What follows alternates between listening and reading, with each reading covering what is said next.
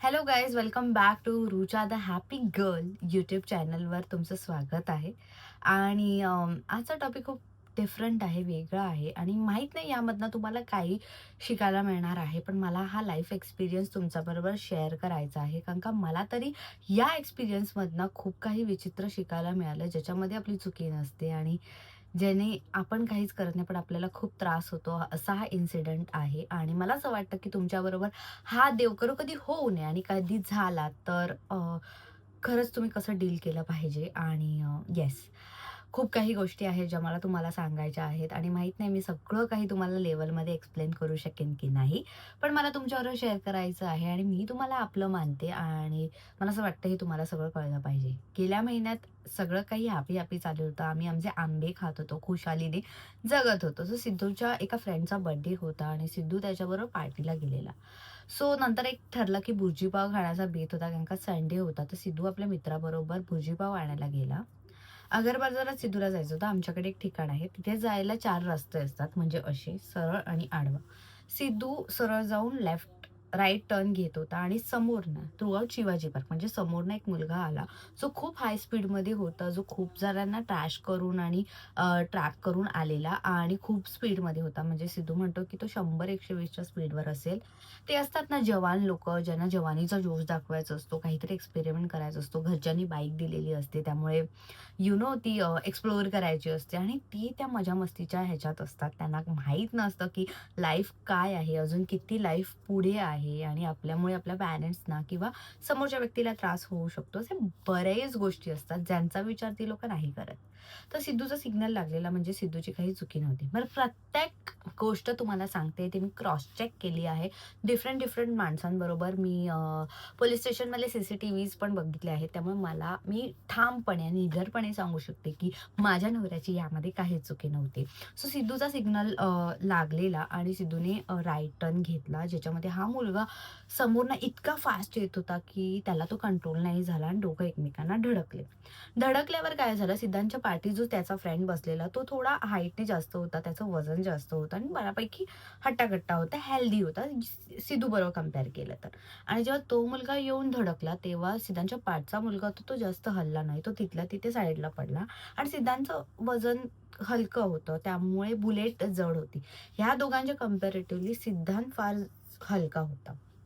जेव्हा ती बाईक धडकली, तेव्हा तो चालवणारा मुलगा होता, तो उडाला आणि सिद्धू उडाला. दोघेही उडत रस्त्याच्या पलीकडे जाऊन पडले, एकदम उडत.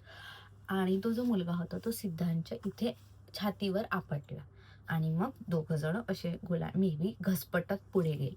त्यामुळे सिद्धांतच्या सगळ्या बॉडीवर जखमा झालेल्या आणि इतक्या विचित्र जखमा झाल्या, त्या तुम्ही बघू शकता स्क्रीनवर. इतकं लागलेलं त्याला, की त्या खूप भयानक होत्या. तरी आमचे साहेब दुसऱ्या दिवशी ऑफिसमध्ये टुर्नामेंट चालू होती क्रिकेटची. ती त्याला खेळायला मिळणार आहे की नाही, ते उठून हात-बीत वर करून प्रॅक्टिस करत होता, की मला जास्त लागलं नाही आहे, मी मॅच खेळू शकतो. कारण का तोपर्यंत त्याला माहीत नव्हतं, की त्याची किती हाडं तुटली आहेत आणि काय झालं आहे. ॲक्सिडेंट झालं, पण मला माहीत नव्हतं. मी जस्ट रँडम सिद्धूला कॉल केला, कारण का रात्रीचे बऱ्यापैकी जास्त वाजलेले. मी सिद्धूला कॉल केला आणि विचारलं, "भाई तू कुठे आहेस? उद्या जायचं नाही आहे का मॅचला?" ॲक्सिडेंट झाल्याच्या 10व्या सेकंदाला मी सिद्धूला कॉल केलेला. काश मी त्याला 2-3 मिनिटं अगोदर कॉल केला असता आणि त्याने माझा फोन उचलून तो थांबला असता. खेर देवाला मे बी काहीतरी वेगळंच हवं होतं. सो सिद्धूला मी कॉल केला, तेव्हा सिद्धू जस्ट पडलेला आणि तो मोबाईल चेक करत होता, की स्क्रीन बिन फुटली नाही आहे का? आणि तेवढ्यात त्याला माझा कॉल दिसला आणि त्याने विचारलं, तो बोलला, "हॅलो, हां रुचा." मी बोलली, "कुठे आहेस? वाजले किती? उद्या जायचं नाही आहे का टुर्नामेंटला?" तर सिद्धू बोलला, की "नाही रुचा इथे ॲक्सिडेंट झाला आहे." तर मी त्याला ओरडायला लागले, की "काय ॲक्सिडेंट बघत राहिल्यास? उद्या जायचंय ना तुला? तुला जायला पाहिजे ना, मग तू का नाही जातेस?" तर तो मला म्हणाला, "रुचा, माझा ॲक्सिडेंट झाला आहे." त्यावेळी माझ्या पायाच्या खालची जमीन हलली आणि मला काही कळत नव्हतं, की माझ्या 1.5 वर्षाचं बाळाला मी कुठे काय कसं करणार? रात्रीची वेळ आहे. तो मला सोडून कधी झोपला नाही आहे. सिद्धांत कसा असेल? केवढं लागलं असेल? आणि ह्या सगळ्या गोष्टी मनात होत्या आणि मला खूप वाईट वाटलं. मग मी माझ्या दादाला कॉल केला आणि दादाला पण तोपर्यंत ही न्यूज कळलेली. कारण का ते ॲक्सिडेंट झालं तेव्हा तिथे खूप पब्लिक जमले आणि जेवढे ओळखीचे होते तिथे माझ्या माहेरकडनं एक व्यक्ती होता ज्यांनी सिद्धूला बघितलेलं. मग त्यांनी माझ्या दादाला फोन करून सांगितलेलं आणि तोपर्यंत दादाला कॉल दिला. आणि आम्ही जिथे आता इथे राहतो त्यांनी पण कोणीतरी बघितलेलं, तर तेव्हाच पण कळलं, की हां, ॲक्सिडेंट झाला, ॲक्सिडेंट झाला. सगळे फोन करत होते, की ॲक्सिडेंट झाला, ॲक्सिडेंट झाला. मग मी दादाला म्हणाले, "मला घ्यायला ये." तर दादा मला घेण्याऐवजी पहिला सिद्धांतला बघायला गेला, की त्याला किती लागलं आहे. तर सिद्धांत बऱ्यापैकी थोडा चालला, हात-बीत वर केले. तर दादाला वाटलं, की सिद्धांत नॉर्मल आहे. पण बुलेटला प्रचंड लागलेलं आणि बुलेट चालण्याच्या पण अवस्थेत नव्हती. मग दादाने ती बुलेट टो केली आणि आमच्या बिल्डिंगखाली म्हणजे माझ्या माहेरी जाऊन ठेवली. मग दादा मला घ्यायला आला. मी नंतर फोन केला त्याच्या फ्रेंड्सना. तोपर्यंत सिद्धांतचे खूप सारे फ्रेंड्स जमलेले. Thanks to that all friends जे तिथे होते. आणि मग असं झालं ना, की मी कॉल केला तेव्हा सिद्धांत ऑलरेडी केएममध्ये पोहोचलेला. कारण का मे बी त्यांना चालायला आणि जास्त दुखायला लागलेलं. केएममध्ये पोहोचलो आणि तोपर्यंत ज्या मुलाने ठोकलं आहे, त्याचा पाठचा मुलगा पळून गेलेला. तो बोलला, "इसको ही पकडो, मुझे नहीं पता इससे क्या हो गया है, मैंने तो इसको बोला था स्लो चलाओ." असं बोलून तो मुलगा पळून गेला तिकडनं आणि पाठचा मुलगा आणि पुढच्या मुलाने आपल्या बाबांना, काकांना आणि आजोबांना बोलवलं. तर आजोबांनी आणि काकांनी रिक्वेस्ट केलेली, की "प्लीज कंप्लेंट करू नका. जे काही असेल आम्ही तुम्हाला कॉर्पोरेट करू आणि जे काही तुमचा खर्च असेल तो आम्ही तुम्हाला देऊ." केममध्ये ॲज युजुअल गव्हर्नमेंट हॉस्पिटल आहे आणि ते बऱ्यापैकी माणसं येतात. प्रत्येक सेकंदाला पेशंट्स येतात, इमर्जन्सी पेशंट. त्यामुळे यू नो प्रत्येकाला डॉक्टर्स सफिशियंट नसतात आणि सिद्धूला बसता-उठता यायला नाही लागलं. ते दुःख म्हणजे जे पेन होतं ते चालू झालेलं. आणि खूप लाईन होती वगैरे. तर सिद्धांतचा जो फ्रेंड होता तो त्या काकांवर भडकला आणि म्हणाला, "तुम्ही आम्हाला सांगताय कंप्लेंट नका करू. आम्ही केममध्ये सांगितलं, की बाईक स्लिप झाली. आम्ही स्वतः पडलो. पण तुमची रिस्पॉन्सिबिलिटी आहे माझ्या मित्राला नीट करायची." मग ते म्हणाले, "ठीक आहे, आपण प्रायव्हेट हॉस्पिटलमध्ये घेऊन जाऊ." बाजूलाच प्रायव्हेट हॉस्पिटल होतं, जे ग्लोबल होतं आणि जे खूप महागडं होतं. ॲक्चुअली आम्ही त्यावेळी डोक्याने विचार नाही केला, की समोरचा व्यक्ती त्या लायक आहे का तितके पैसे भरण्याचा? कारण का उगाच कोणत्या गोष्टीचा फायदा नको घ्यायला. पण ॲक्चुअली ना त्या क्षणी आम्हाला पैशांपेक्षा आमची 2 माणसं, जी सिद्धांतच्या पाठी पण मुलगा होता आणि पुढे जो सिद्धांत होता, त्यांचा जीव आणि त्यांच्या त्या होणाऱ्या वेदना जास्त कळकळून वाहत होत्या. म्हणून आम्ही त्याला जवळच ग्लोबलमध्ये घेऊन गेलो. ग्लोबलमध्ये त्यांना चेक केलं. सिद्धांतच्या नाकाला पण लागलेलं. तर मला असं वाटलं, की म्हणजे हार्टबीट काही प्रॉब्लेम नाही झाला असेल का? ते सगळं स्कॅन करून आम्हाला दोघांचे काहीतरी सिद्धांचे 28,000 आणि दुसऱ्या मुलाचे 22,000 असा खर्च सांगितला. म्हणजे जवळ-जवळ तो 50,000 पैकी होता. मग हे त्या समोरच्या व्यक्तींना तेवढी त्यांची हैसियत नव्हती. तेवढं ते पे करू शकत नव्हते आणि त्यांनी खूप रिक्वेस्ट केली, की आमच्याकडे एवढे पैसे नाहीत. ही लोकं खूपच स्कॅनचे आणि एक्स-रेचे एवढे पैसे सांगतायत. तर प्लीज तुम्ही हे करा. आणि तोपर्यंत सिद्धांतला पेन किलर वगैरे दिलेलं. त्यामुळे सिद्धांत थोडासा रिलॅक्स होता. पण सिद्धांत उठू शकत नव्हता. त्याला एवढं लागले. मग आम्हाला कुठेतरी दया आली. ह्या दरम्यान सिद्धूमध्ये ग्लोबलमध्ये ट्रीटमेंट चालू होती. तोपर्यंत मी जाऊन त्या मुलाला विचारलं, की "नक्की काय झालेलं? कसं झालं ॲक्सिडेंट? मला सांग मग." तर तो मुलगा एकदम चिल, विथआऊट गिल्टी हॉस्पिटलच्या बाहेर एकदम शांतपणे ऐटीत बसलेला आणि सगळ्या मुलांना बघत होता. सिद्धांतचे जवळ-जवळ 20-25 मित्र आलेले. त्यामुळे सगळेच घिडा घालून त्याला उभे होते. पण तो खर्च करत होता म्हणून सगळे शांत होते. कोणीही भांडत वगैरे नव्हतं. पण मी जेव्हा त्याला विचारलं तर देखो ना मैं बोलता हूँ ना आपके ही हस्बैंड की गलती थी. तर मी म्हणाले, "असेल गलती, पण एवढ्या रफ स्पीडने कोण बाईक चालवतं आणि असं येऊन कोण ठोकतं? तुला दिसला नाही तो?" "नहीं, वो अचानक आया बीच में." असं बोलला तो मला. माझ्या डोक्याची तार सनकली. मी त्याला बोलले, की "सी, लाईफ एवढं ईझी नाही आहे, एवढं स्वस्त नाही आहे, की तुला मनमर्जी चालेल तेव्हा तू फास्ट गाडी चालवशील, कोणाला पण ठोकशील. प्रत्येकाची फॅमिली घरी वाट बघत असते. तू असं कसंही बेजबाबदारपणे नाही चालवू शकत आणि सांगू शकत, मी नेव्हीमधनं आलो आणि हे ते." मी त्याला खूप बडबडली आणि सगळेजण त्याला खूप बडबडले. पण he was just like a normal. जरा पण गिल्ट नाही, की माझ्यामुळे माझे बाबा, काका, आजोबा एवढे वयस्कर हॉस्पिटलच्या बाहेर बसलेत मी केलेल्या कांडमुळे आणि किंवा माझ्यामुळे त्यांना त्रास होतो आहे किंवा माझ्यामुळे 2 मुलं ॲक्सिडेंटमध्ये झाली आहेत. त्यांना प्रचंड त्रास होतो आणि मला काहीच नाही झालं. माझा सगळ्यात मोठा रागिष्टपणा हा होता, की त्या मुलाला काहीच झालं नव्हतं आणि माझा नवरा तिथे बेडवर तडफडत होता. हे खूप मोठं आणि त्या मुलाची चुकी असताना त्याला काहीच नाही झालंय. म्हणजे he was there sitting like a chill boy and I have not done anything असं टाइपचा ॲटिट्यूड आणि कुठून आणताय हे सगळं कॉन्फिडन्स? कुठून आणताय सगळं? मला इतकं वाईट वाटलं, की आपल्या देशाचा यूथ असं असेल तर कसं चालेल? Very wrong attitude. सॉरी नाही, काय नाही, जरा गिल्ट नाही, म्हणजे थोडा पण माहीत नाही का मला खूप राग होता. मग जेव्हा ग्लोबलचं बिल आलं जे एकूण 48,000 का 52,000 होतं, जे ते लोकं अफोर्ड नाही करू शकत होते आणि मग माझी सासू म्हणाली, की ठीक आहे. मग मी त्यांना दुसरं हॉस्पिटल सजेस्ट केलं, जे प्रायव्हेट हॉस्पिटल होतं आमच्याजवळ. ते थोडंसं नॉर्मल हॉस्पिटल होतं. मी म्हणाले, "ठीक आहे, आपण शुश्रूषामध्ये जाऊया, कारण का ह्या लोकांची नाही आहेच आहे लायकी आणि माझ्या पेशंटला असं ट्रीटमेंटची गरज आहे. काय झालंय नक्की कळायला पाहिजे. इथे राहणार, ही लोकं पैसे नाही भरणार. मग कळणार कसं की नक्की त्याला काय झालं आहे?" मग सगळे मुलं त्या काकांवर चिडले, की "जर शुश्रूषामध्ये गेलो आणि जर तुम्ही तेव्हा पण पैसे भरायला तयार नाही, तर आम्ही तुम्हाला सोडणार नाही." तोपर्यंत त्या मुलाची पल्सरची बाईकची की आमच्याकडे होती. त्यामुळे ते लोकं खूप हाजी-पाजी करत होते. ते लोकं शुश्रूषामध्ये आले. शुश्रूषामध्ये आमच्याकडे जवळचं नॉर्मल लोकल हॉस्पिटल आहे. मग तिथे एक्स-रे केला आणि तिकडे काही आर-एम-ओ असतात, जे रात्रीचे नॉर्मल डॉक्टर्स असतात. मग सीटी स्कॅन केला आपण सिद्धूचा, कारण का एक्स-रेमध्ये त्या डॉक्टरचं असं म्हणणं होतं, की काहीच नाहीये, नॉर्मल आहे. आणि मग सीटी स्कॅन केला. त्याचा रिपोर्ट नेक्स्ट डे येणार होता 2च्या नंतर. मग आता काय करायचं? कारण का प्रायव्हेट हॉस्पिटलवाले बोलत होते, की पोलीस कंप्लेंट केल्याशिवाय आम्ही तुम्हाला इन करू शकत नाही. आम्ही बाहेरच्या बाहेर एक्स-रे बघून तुम्हाला देऊन टाकतो. कळत नव्हतं काय करू? कारण का सीटी स्कॅनचा रिपोर्ट 2 नंतर येणार होता. त्या मुलाचा जो ठोकलेल्या मुलाचा काका होता, तो म्हणाला, "तुम्ही टेन्शन नका घेऊ. सीटी स्कॅनचा रिपोर्ट आल्यावर मला कॉल करा. आम्ही आम्ही तुम्हाला खूप कॉर्पोरेट करू. काही नाही होणार. त्याला काहीच नाही झालं. तुम्ही बर्फाने शेका. हे काहीच लागलं नाहीये."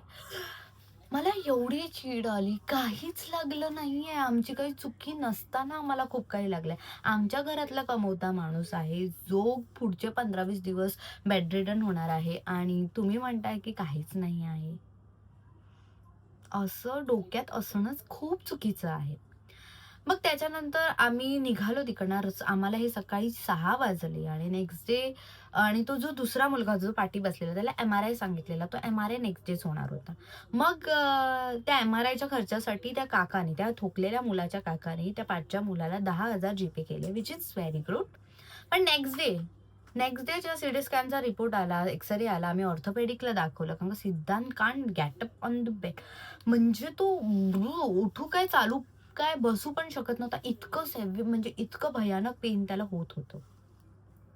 मग आम्हाला कळलं काहीतरी गडबड आहे. मग मम्मीला पण कळलं, की काहीतरी प्रॉब्लेम आहे. मग मम्मी गेली कुठे ऑर्थोपेडिककडे आणि मग त्याला एक्स-रेचे रिपोर्ट्स वगैरे सगळं दाखवलं. तर तेव्हा कळलं, की सिद्धूच्या बरगड्यांमध्ये, रिबमध्ये 2 फ्रॅक्चर आहेत आणि अजून 2 हाडांमध्ये छोटे-छोटे क्रॅक गेले आहेत. आम्हाला हे सगळं ऐकणं इतकं भयानक होतं आणि पुढचे 20 दिवस त्याला कंप्लीट बेड रेस्ट सांगितलेला आणि अजिबात सगळं सुसू, शिशी सगळं बॉडी जागेवर. ॲक्चुअली आम्ही आदल्या दिवशी 6 वाजेपर्यंत जागे होतो, तर म्हणून आम्ही झोपेत होतो. त्यामुळे आम्हाला कसं रिएक्ट करू? घरात 3 माणसं, 2 बायका, सिद्धू आमचा एकटाच करता-धरता आहे. तो माणूस झोपेत आहे. घरात 1.5 वर्षाचं बाळ आहे. हे सगळं मॅनेज करणं म्हणजे हे सगळा सदमा होता. कारण का तो अचानक आमच्यापाशी आलेला. हे प्रोसेस करायला तो दिवस आमचा गेला आणि नेक्स्ट डे जेव्हा मी त्या माणसाला कॉल करायला सुरुवात केली, तर त्या माणसाने म्हणजे ठोकलेल्या मुलाने, काकाने कोणीच फोन उचलला नाही. सगळ्यांनी आमचे फोन ब्लॉक केले, सगळ्यांनी आम्हाला रिप्लाय द्यायचं बंद केलं आणि मला इतकं वाईट वाटलं, की असं डबल साइडेड फेस कसे असू शकतात? आणि तोपर्यंत ना आम्ही म्हणजे त्यांच्या फ्रेंडनी सिटी स्कॅनचा रिपोर्ट द्यायच्या अगोदर आमची लाईफमध्ये सगळ्यात मोठी मिस्टेक ही होती. आम्ही त्याची बाईक जप्त केलेली, त्याची की जप्त केलेली आणि त्याला दिली नव्हती. पण जेव्हा सिटी स्कॅनचा रिपोर्ट नेक्स्ट डे येणार होता आणि ती लोकं लांब मुंबई सेंट्रलला राहत होते, तर आम्ही त्याची की देऊन टाकली. म्हटलं जाऊ द्या. सो हा स्क्रीनवर दिसतो आहे. तशी बुलेटची हालत झालेली आणि त्याच्याही पल्सरची एवढी भयानक हालत झालेली. आणि हे सगळं आम्ही आमच्या डोळ्यांनी म्हणजे सिद्धांतला असं हे करताना बघत होतो. मग 2 दिवस गेले आणि त्याच्यानंतर आम्ही वेगवेगळ्या नंबर्सवरनं त्यांना फोन करायचा ट्राय केलं आणि मग त्याच्यानंतर असं झालं, की आता काय करायचं? आता आम्ही मग सिद्धूचा मामा पोलीस आहे. त्याने आम्हाला सजेस्ट केलं पोलीस स्टेशनला जा. आम्ही पोलीस स्टेशनमध्ये गेलो. पोलीस स्टेशनने आम्हाला सरळ सांगितलं, "तुम्ही इकडनं निघून जा. तुम्ही 24 तासाच्या आत कंप्लेंट करायला पाहिजे होती. असं 2 दिवसांनी येऊन कोण कंप्लेंट करत नाही. तुम्हाला आता तो पैसे नाही देत आहे म्हणून तुम्ही आता आमच्याकडे आला आहे. तुम्ही बाहेरच का नाही निस्तवरवलं? तुम्ही कशाला त्याला माफ करत गेलात? असं तुमच्या मुलाबरोबर झालं असतं तर त्याने तुम्हाला माफ केलं असतं का?" असे खूप सारे ड्रॉबॅक कळले आणि इतकं वाईट वाटलं, की पोलिसांनी पण आमची कंप्लेंट नाही घेतली. मग पोलिसांनी एक कॉर्पोरेशन केलं, की त्या मुलाला इथे पोलिस स्टेशनमध्ये नेक्स्ट डे बोलावून घेतलं. त्याची आई आलेली, त्याचे बाबा आलेले आणि आजोबा आलेले. तर मी त्या बाबांना विचारलं, की "अंकल आप तो बोल रहे थे भगवान करे आपके पति को कुछ ना हो, मैं हम पूरी सहायता करने के लिए रेडी है, तो अभी क्या हुआ आपको? Why are you showing double face? अब अभी क्यों डबल" ते एवढे भडकले. ते असे इनोसन्स बनून आम्ही काही केलंच नाही. आम्ही त्या दिवशी ₹40,000 खर्च केले, जे फक्त त्यांनी 28,000 खर्च केलेले. आणि मग आम्ही आम्ही नाही देऊ शकत, आम्ही खूप गरीब आहे. आम्ही त्याच्या शिक्षणासाठी ₹3,00,000 काढले आहेत आणि आमच्याकडे पैसेच नाही आहे. तुम्हाला कंप्लेंट करायची तर करा, केस करायची आहे तर करा. आम्ही केसमध्ये कोर्टामध्ये तुम्हाला भेटू. आम्ही क्रॉस केस करू तुमच्यावर. मग आम्ही हे करू, ते करू. त्या सगळ्या दरम्यान ना माझं कधी बाचाबाची झाली आणि त्याच्यात त्याची आई बोलली, की मी बोलली, "तुमच्याकडे पैसे नव्हते तर कशाला तुमच्या मुलाला रस्त्यावर बाईक चालवायला पाठवता, दुसऱ्यांना दुसऱ्यांना इजा पोहोचवायला वगैरे आणि त्याचा आत्ता ज्याचा ॲक्सिडेंट झालाय त्याचं लिगामेंटचं ऑपरेशन झालंय, ही कांट वॉक प्रॉपरली. मग कशाला त्याला बरं नाहीये, तो गोळ्या घेऊन आलेला, तो त्या ह्याच्यात होता, तो सदम्यामध्ये होता." हे सगळं मला ती आई त्याची ऐकवत होती. मग कशाला पाठवायचं तुमच्या मुलांना? तुमच्याकडे जर पैसे नाही आहे, तुम्हाला जर तुमचं लाईफ व्यवस्थित तुमचं जडण-घडण होऊ शकत नाही, तर कशाला ही अशी करायची आहे? कशाला मस्ती करायची आहे? मला खूप राग आलेला. फर्स्ट टाईम एखाद्या बाईबरोबर, एखाद्या माणसाबरोबर विचित्र आवाजात बोलत होती आणि विचित्र आवाजात भांडत होती आणि मे बी माझ्या तोंडातनं 2-3 बॅड वर्ड्स झाले. पण कुठेतरी मला अजिबात रिग्रेट नाहीये, कारण का तुम्ही असे आहात म्हणून तुमचा मुलगा असा आहे. तुम्ही अशा प्रकारे रूड आहात, तुम्ही असे बेफिकर आहात म्हणून तुमचा मुलगा असा बाहेर येऊन क्राईम करतोय. मी देवाला म्हटलं, की आज आमच्याबरोबर झालं, आम्ही त्याला सोडलं. मे बी आमच्याकडनं आम्ही त्याला असं जाऊ दिलं. पण उद्या फ्युचरमध्ये कोणतरी त्याला मिळेल, जे त्याच्यासारखं असं महाहरामी असेल. खूप वाईट डेज होते ते, पण इट्स ओके. मी त्यांना म्हणाली, माझी सासू पण म्हणाली, की "आज मैं जो रही हूँ, मेरे बच्चे को इतना तकलीफ हुआ है, भगवान ना करे आपको भी होए और आपको एक दिन आपका बच्चा उसकी असलियत दिखाएगा." आणि त्याचे आई-बाबा ऐकायला तयार नव्हते. कारण का त्यांचं असं सहज म्हणणं होतं, की आमच्याकडे पैसे नाहीत, आमच्याकडे हे नाही, आमच्याकडे ते नाही. मग आम्ही सोडून दिलं. आम्हाला वाटलं जाऊ दे, आपण हे देवावर सोडलं पाहिजे. देव वरनं सगळं बघतो आहे आणि जे असेल ते होईल. या सगळ्यामध्ये आमची बुलेटची ही अवस्था होती, जी तुम्ही स्क्रीनमध्ये बघू शकता आहेत. बुलेटमधलं सगळं ऑइल खाली पडलं आहे. बुलेट चालू नाही शकत आहे आणि ही माझं आणि सिद्धांचं खूप मोठं ड्रीम होतं. हॅव्हिंग अ बुलेट प्रत्येक मुलाचं स्वप्न असतं आणि चुकी नसताना त्या बुलेटची एवढी सगळी हालत झाली आहे. त्याच्यानंतर हा माझा नवरा आहे, ज्याची इतकी विचित्र अवस्था झालेली. ग्लोबलमधला फोटो, परत हा त्याला लागणाऱ्या शरीरावरच्या सगळ्या जखमा आहेत, ज्या मला तुम्हाला दाखवायच्या आहेत. ज्यामध्ये माझ्या नवऱ्याची काही चुकी नव्हती. हे आयुष्य भरण्यासाठी त्याचं दुखणं आहे. जे हाड जरी चिटकले असले एकमेकांना, तरी थंडीमध्ये उडी मारताना, चालताना त्याला त्या अ, हाडांच्या क्रॅकचा दुःख जाणवणार आहे. हे सगळं माझ्या नवऱ्याने त्याची चुकी नसताना सगळं सहन केलं. ह्या सगळ्याचं दुःख मला जास्त होतंय.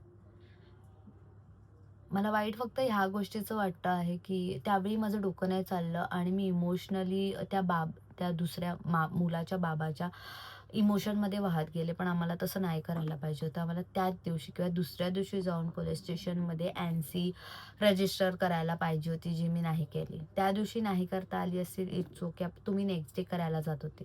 पाहिजे होती. सेकंड थिंग, बाईकचा इन्शुरन्स, पी-यू-सी या सगळ्या गोष्टी आहेत. त्या डेली अपडेटमध्ये महिन्याला 6-6 महिन्यांनी चेक करत जा. ते पण खूप गरजेचं आहे ॲक्सिडेंट झाल्यानंतर. थर्ड थिंग, तुमची चुकी नाही आहे. तुम्ही सिग्नल तोडला नाही आणि समोरचा येऊन ठोकला, तर त्याच्या गाडीची की त्याला देऊ नका.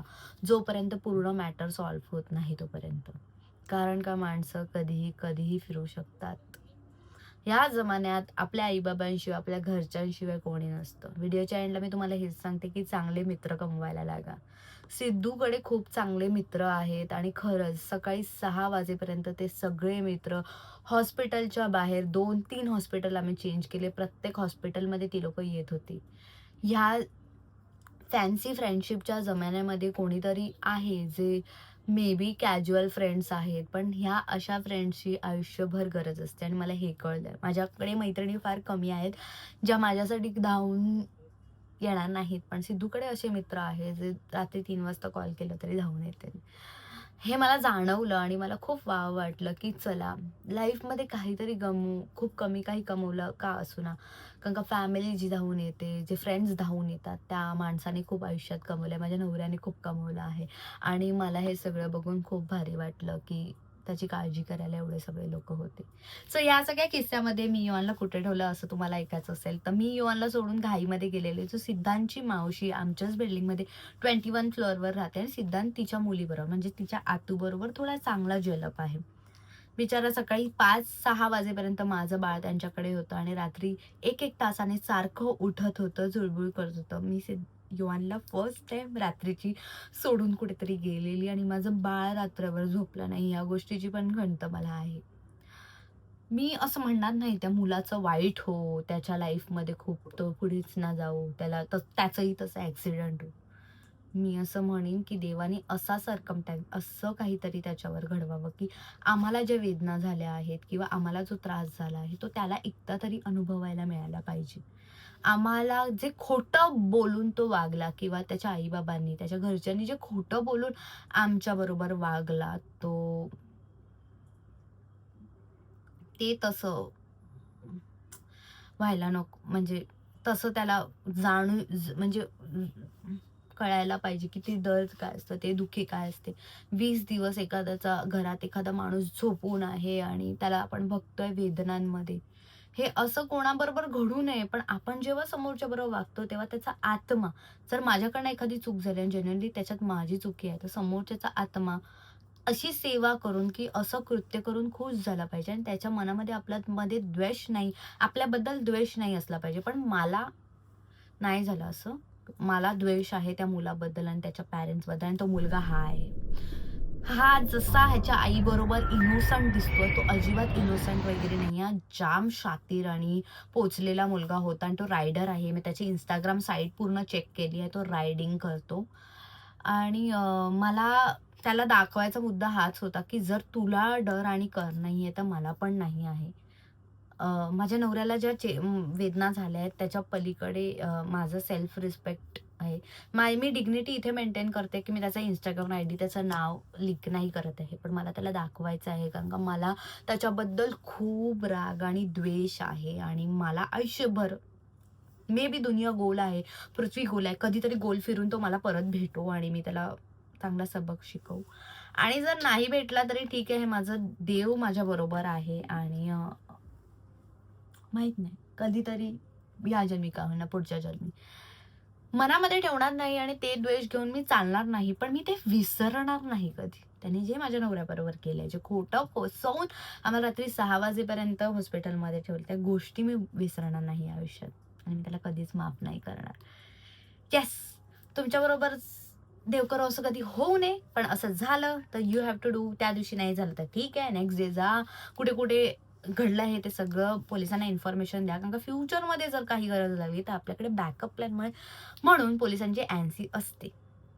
गाडीचा इन्शुरन्स काढा, पी चेक करा आणि ॲक्सिडेंट झाला असेल तर बाईकची चावी सांभाळ ठेवा. Thank so much. तुम्ही जर नवीन असाल चॅनलवर तर सबस्क्राईब करा. मी माझ्या चॅनलवर लाईफमधले घडलेले गोष्टी किंवा नुसके किंवा अशा गोष्टी ज्या तुमच्या लाईफमध्ये हॅपी बनवायला युजफुल ठरतील, मुलींच्या निगडीत सगळे गोष्टी मी ह्या माझ्या YouTube चॅनलवर समजवत असते, सांगत असते. तुम्हाला खुश ठेवणं हा माझा प्रयत्न आहे आणि मी खुश राहणं माझा प्रयत्न आहे. मला व्हिडिओज बनवून आणि तुमच्याबरोबर बोलून खूप छान वाटतं आणि तेच मी कंटिन्यू करत असते आणि मे बी मला थोडं लेट होतं कारण का माझं बाळ मी मोठं करते आहे. पण त्या दरम्यान मी आता विचार करते आहे, की आठवड्यातनं एकदा तुमच्याबरोबर बोलायला नक्की येऊ. आणि जर तुम्हाला व्हिडिओ आवडली असेल तर लाईक करा आणि काही सजेशन्स असतील तर मला सजेस्ट करा. सो भेटूया नेक्स्ट व्हिडिओमध्ये. Thank you so much. Subscribe नसेल केलं तर सबस्क्राईब जरूर करा आणि सिद्धूला तुमच्या प्रेयरमध्ये ठेवा आणि देवाला प्लीज तो सांगा, की सिद्धूला लवकर बरं करा आणि खूप हेल्दी बनवा. Thank you so much. Bye bye.